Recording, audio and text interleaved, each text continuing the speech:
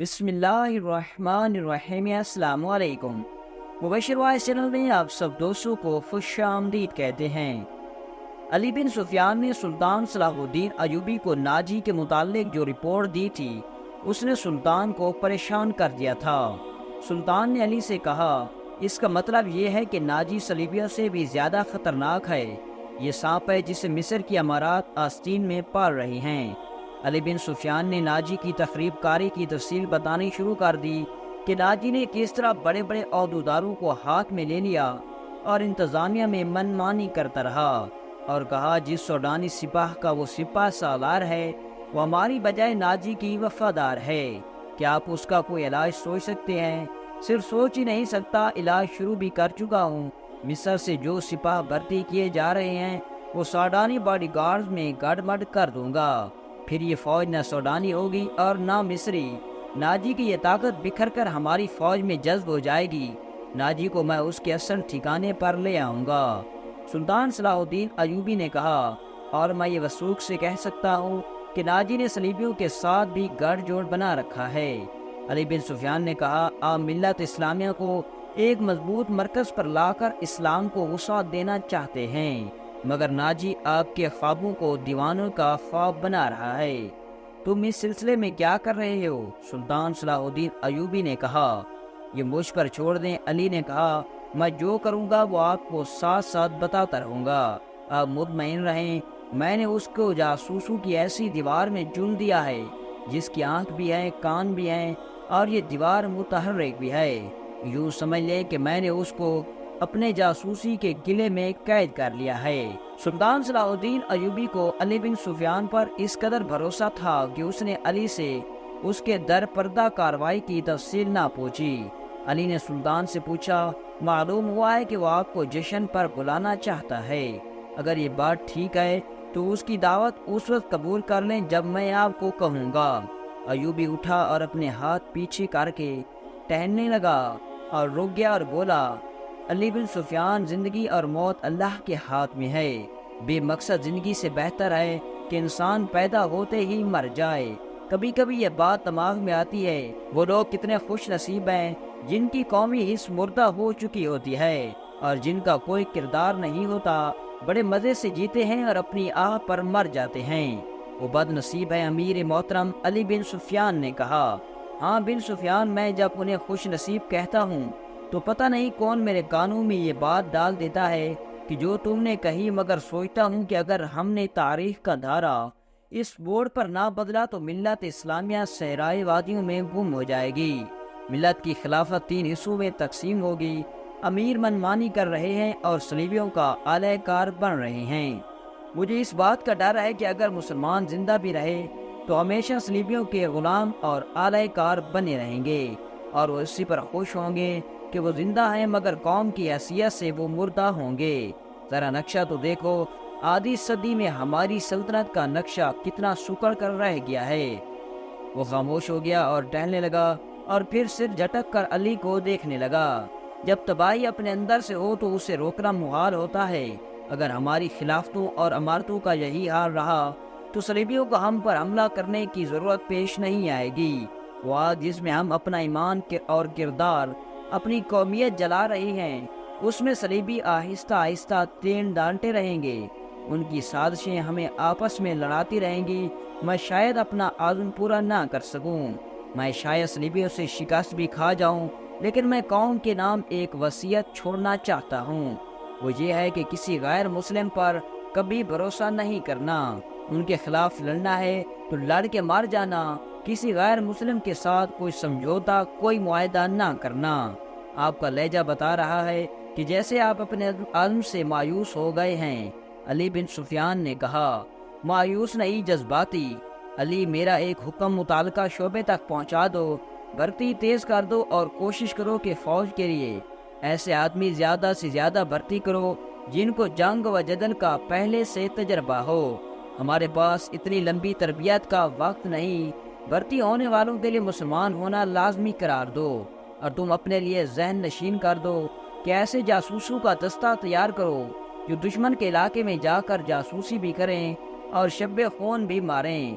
یہ جان بازو کا دستہ ہوگا انہیں خصوصی تربیت دو، ان میں یہ صفات پیدا کرو کہ وہ اونٹ کی طرح صحرا میں زیادہ سے زیادہ عرصہ پیاس برداشت کر سکیں، ان کی نظریں اوقات کی طرح تیز ہوں، ان میں صحرائی لومڑوں کی طرح مکاری ہو، اور وہ دشمن پر چیتے کی طرح جھپٹنے کی مہارت طاقت کے مالک ہوں، ان میں شراب اور حشیش کی عادت نہ ہو، اور عورت کے لیے وہ برف کی طرح ٹھنڈے ہوں۔ برتی تیز کر دو علی بن سفیان، اور یاد رکھو میں ہجوم کا قائل نہیں، مجھے لڑنے والوں کی ضرورت ہے، خواہ تعداد تھوڑی ہی ہو، ان میں قومی جذبہ ہو اور وہ میرے عزم کو سمجھتے ہوں، کسی کے دل میں یہ شبہ نہ ہو کہ اسے کیوں لڑایا جا رہا ہے۔ اگلے 10 دنوں میں ہزارہ تربیت یافتہ سپاہی امارات مصر کی فوج میں آ گئے، اور ان 10 دنوں میں زکوئی کو ناجی نے ٹریننگ دے دی تھی کہ سلطان کو کون کون سے طریقے سے اپنے حسن کے جال میں پھنسا کر اس کی شخصیت اور اس کا کردار کمزور کر سکتی ہے۔ ناجی کے ہمرزاد دوستوں نے اسٹیپ کو زکوئی کو دیکھا تو انہوں نے کہا کہ مصر کے فرعون بھی اس لڑکی کو دیکھ لیتے تو وہ جدائی کے وعدے سے دستبردار ہو جاتے۔ ناجی کے جاسوسی کا اپنا نظام تھا، بہت تیز اور دلیر۔ وہ معلوم کر چکا تھا کہ علی بن سفیان سلطان کا خاص مشیر ہے اور عرب کا مانا ہوا جاسوس ہے۔ اس نے علی کے پیچھے اپنے جاسوس چھوڑ دیے تھے اور علی کو قتل کرنے کا بھی منصوبہ تیار کیا تھا۔ زکوئی کو ناجی نے سلطان صلاح الدین ایوبی کو اپنے جال میں پھنسانے کے لیے تیار کیا تھا، لیکن وہ محسوس نہیں کر سکا کہ مراکش کی رہنے والی یہ لڑکی خود اس کے اپنے اعصاب پر سوار ہو گئی ہے۔ وہ صرف شکل و صورت کی دلکش نہیں تھی، اس کی باتوں میں ایسا جادو تھا کہ ناجی کو اس کو اپنے پاس بٹھا کر باتیں ہی کیا کرتا تھا۔ اس نے 2 ناچنے گانے والیوں سے نگاہیں پھیر لی جو اس کی منظور نظر تھی۔ 3-4 راتوں سے ناجی نے ان لڑکیوں کو اپنے کمرے میں بلایا بھی نہیں تھا۔ ناجی سونے کے انڈے دینے والی مرغی تھی جو ان کی آغوش سے زکوئی کی آغوش میں چلی گئی تھی۔ انہوں نے زکوئی کو راستے سے ہٹانے کی ترکیبیں شروع کر دی۔ وہ آخر اس نتیجے پر پہنچے کہ اس سے قتل کیا جائے، لیکن اس کو قتل کرنا اتنا آسان نہ تھا، کیونکہ ناجی نے اسے جو کمرہ دیا تھا اس پر 2 محافظوں کا پہرا ہوا کرتا تھا۔ اس کے علاوہ یہ دونوں لڑکیاں اس مکان سے بلا اجازت نہیں نکل سکتی تھیں جو ناجی نے انہیں دے رکھا تھا۔ انہوں نے حرم کی خادمہ نوکرانی کو اعتماد میں لینا شروع کیا۔ وہ اس کے ہاتھوں کو زکوئی کو زہر دینا چاہتی تھی۔ علی بن سفیان نے سلطان صلاح الدین ایوبی کا محافظ دستہ بدل دیا۔ یہ سب امیر مصر کے پرانے باڈی گارڈز تھے۔ اس کی جگہ علی نے ان سپاہیوں میں باڈی گارڈز کا دستہ تیار کیا جو نئے آئے تھے۔ یہ جانبازوں کا نیا دستہ تھا جو سپاہ گری بھی طاق میں تھا، اور جذبے کے لحاظ سے ہر سپاہی اس دستے کا اصل میں مرد مجاہد تھا۔ ناجی کو یہ تبدیلی بالکل پسند نہیں تھی، لیکن اس نے سلطان صلاح الدین ایوبی کے سامنے اس تبدیلی کی بے حد تعریف کی اور اس کے ساتھ ہی درخواست کی کہ سلطان صلاح الدین ایوبی اس کی دعوت کو قبول کریں۔ سلطان صلاح الدین ایوبی نے اس کو جواب دیا کہ وہ 1 دن میں اس کو بتائے گا کہ وہ کب ناجی کی دعوت قبول کرے گا۔ ناجی کے جانے کے بعد سلطان صلاح الدین ایوبی نے علی سے مشورہ کیا کہ وہ دعوت پر کب جائے۔ علی نے مشورہ دیا کہ اب وہ کسی بھی روز دعوت قبول کر لیں۔ دوسرے دن سلطان صلاح الدین ایوبی نے ناجی کو بتایا کہ وہ کسی بھی رات دعوت پر آ سکتا ہے۔ ناجی نے سلطان صلاح الدین ایوبی کو 3 دن کے بعد کی دعوت دی اور بتایا کہ یہ دعوت کم اور جشن زیادہ ہوگا، اور یہ جشن شہر سے دور صحرا میں مشغلوں میں منایا جائے گا۔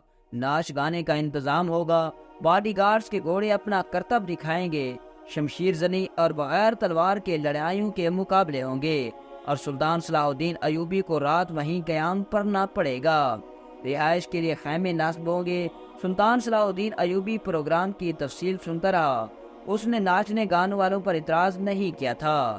ناجی نے ڈرتے اور جھجکتے ہوئے کہا، فوج کے بیشتر سپاہی جو مسلمان نہیں یا جو ابھی نیم مسلمان ہیں کبھی کبھی شراب پیتے ہیں۔ وہ شراب کے عادی نہیں، لیکن وہ اجازت چاہتے ہیں کہ جشن میں انہیں شراب پینے کی اجازت دی جائے۔ آپ ان کے کمانڈر ہو، آپ کو چاہے ان کو اجازت دیں یا نہ دیں، میں آپ پر اپنا حکم مسلط نہیں کرنا چاہتا، سلطان صلاح الدین ایوبی نے کہا۔ سلطان صلاح الدین ایوبی کا ایک بات بلند ہو، میں کون ہوتا ہوں اس کام کی اجازت دینے والا جس کو آپ سخت ناپسند کریں۔ ناجی نے کہا، انہیں اجازت دے دیں کہ جشن کی رات ہنگامہ آرائی اور بدکاری کے سوا کچھ کر سکتے ہیں۔ اگر شراب پی کر کسی نے ہلہ گلا کیا تو اس کو سخت سزا دی جائے گی۔